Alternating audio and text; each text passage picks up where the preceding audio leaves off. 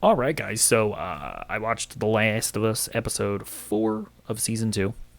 And as always, potential spoiler alert for not just this episode, but for The Last of Us Part 2, the game as well. I just openly talk about it all. So if you're only a fan of the show, might not want to watch this because I'll discuss potential spoilers for what's to come in the show. But yeah, without further ado, let's get into the discussion. So we start off with Josh Peck jump scare.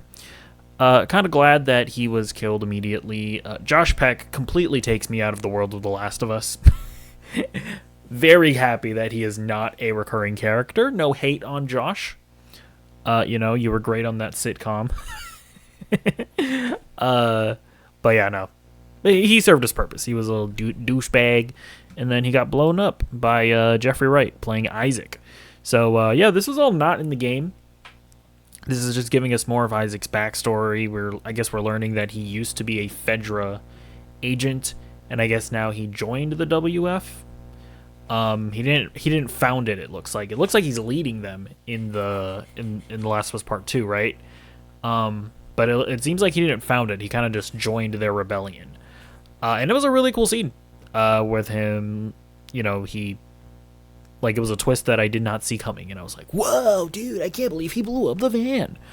But yeah, this is by far one of the most exciting things of this season is that we're exploring more of Isaac's character because you just don't really get much of it in the game.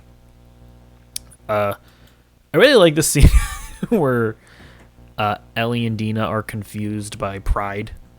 Very ironic. I guess it's just interesting to think about how in the apocalypse a lot of the political movements that we have nowadays are just lost to history, right? Like everything that we think is so important nowadays is in the future, especially if an apocalypse or something like that happens, it's gonna be like, what? Pride? What is LGBTQ? It's interesting to think about.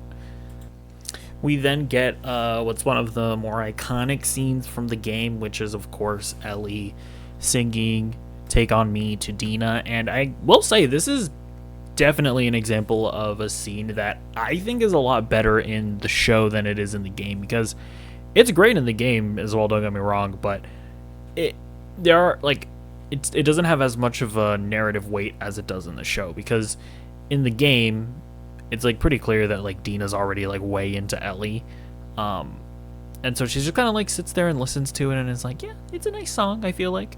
But in the show, this you can see it in Isabella Merced's performance. This is the moment where she's falling in love with Ellie, and it's dawning on her, and she's realizing. It's a really, really great scene in the show, and Isabella Merced is it needs to be emphasized more than I feel like it is. She's fantastic in this show. She's giving an incredible performance. Anyways, we then get this torture scene, and this is maybe one of no, Joel scene is maybe a little more graphic and unsettling. But honestly, I think that might just be because we have an attachment to Joel. This is one of the most graphic and disturbing things we've seen in either the show or the games, which is Isaac torturing the Scar guy. But it's a really just setting aside the shock value, it's a really fascinating scene because we see this Scar showing how devout he is, how devout the Scars are to their faith, and you see sort of the willpower, and so that sort of tells you everything you need to know about the Scars. They use this scene to immediately tell you the dynamic between the WLF and the Scars, where he mentions that every day, even though you guys outpower us, every day there's one person turning to our faith, right? Where every day we convert one of you guys, and it's a really interesting philosophical point, and because I can't remember. Did Neil Druckmann ever say this? But everybody says that the Last of Us Part 2 is based on the Israel and Palestine conflict. And I remember when I played The Last of Us Part 2, I just didn't know anything about that conflict. Not that I know much right now, but especially like this scene right here, it really exemplifies sort of that, right? Like you, especially like the scene where Jeffrey Wright's character is just like, yeah, you did something to us, and then we did something to you, and then you did something to us. I'm not interested in your chicken and the egg game right now. It's like, that definitely sounds like the Israel and Palestine conflict. So, yeah, very interesting stuff. Kind of a side note, there's a lot of people that like accuse Neil Druckmann of being like a evil, genocidal, he wants Palestinian babies to die or whatever. I feel like when you look at the way that they portray the WLF, if that's supposed to be Israel,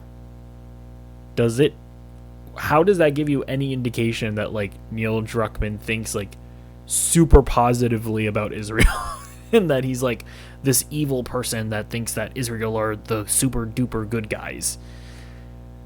I don't know. That's just an interesting thing to point out. We then see Ellie save Dina, and obviously she reveals that Ellie is immune. And again, Isabella Merced is giving such an incredible performance, dude. Like, you can just see it in her face, all the emotions coursing through her mind about how she just fell in love, and she's now gonna have to lose that love. She's gonna have to murder or shoot. Or I guess, well, kind of murder. Anyways, she's gonna have to shoot the person that she loves. She's so good, and like I don't know. Again, I feel like people are not giving Isabella Merced enough praise. She is so fucking good in this. But yeah, that was a great scene. I will say there's this one weird. Okay, look, has nothing. I'm okay with gay people adopting kids. I'll just say that. But the conversation that they have about the kid, it's like, it just felt a little uncomfortable because it's like they're almost talking about, and I know they don't have the intention to do that, I would imagine, but it's like they're almost talking about it as if they're gonna like push Jesse out of the situation, where like Ellie is like claiming the kid, and she like mentions at one point that she's gonna be a dad, which I don't know. That's also a little weird. Like, again, I'm cool with gay people adopting kids, but like, why are you calling yourself a dad? Is that a thing? Is that a thing that gay people do, where they'll just like adopt the mother and father roles, even though they're the same gender? If that's a thing, I'm not trying to be insensitive. It's just a little weird to me. But the thing that bothered me the most was just like, I don't know, just like the way that they were talking about it. It was almost as if like Jesse was weirdly getting pushed out of the scenario. And to be clear, this isn't even necessarily a criticism of the show, because that might play into the story and it might play out in an interesting fashion.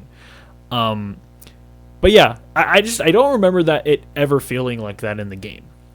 I very distinctly remember in the game, it was just like, yeah, she was pregnant, and then Ellie only assumed like a parental role, or it was only ever indicated that Ellie would assume a parental role after Jesse dies, right? So there was never like a messy situation, right, where like there was never a love triangle situation, to be honest with you, in the game, at least not that I remember. So it's interesting. Again, not a criticism, just like it made me feel uneasy. But if there's like a storyline that's about to come where there's like a messy love triangle, then it's not necessarily a criticism. But yeah, then the episode ends on an interesting note where Ellie is clearly not really wanting to go on this adventure with Dina anymore, because she's obviously worried about the baby. So I assume that is going to play a factor in the season. I think in the game, if I remember correctly, the way they did it in the game was that Ellie learned that Dina was pregnant, and at that point, I think Dina ended up just like staying at the movie theater, right? And then Ellie would go off on her own. I want to say that's what happens, right? I don't think that they learn that Dina is pregnant, and then Dina just continues going on the adventure with Ellie. So I do think that that's a change, although I could be wrong.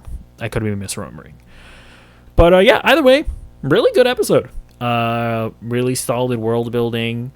Again, and I think I've said this before. I do think that the relationship between Ellie and Dina is handled better in the show than it is in the game. And I think a lot of that has to do with just Isabella Merced, I think, being a better actor than who played Dina in the game. I think it was Laura Bailey, right? No, Laura Bailey played Abby. Hold on, I need to look this up now. Oh, so Shannon Woodward played Dina in The Last of Us Part 2. And then Laura Bailey played Abby. I misremember things, but yeah, either way, good, solid episode. Enjoying the season so far. Let me know what you think in the comments down below, and I'll see you in the next video. Goodbye.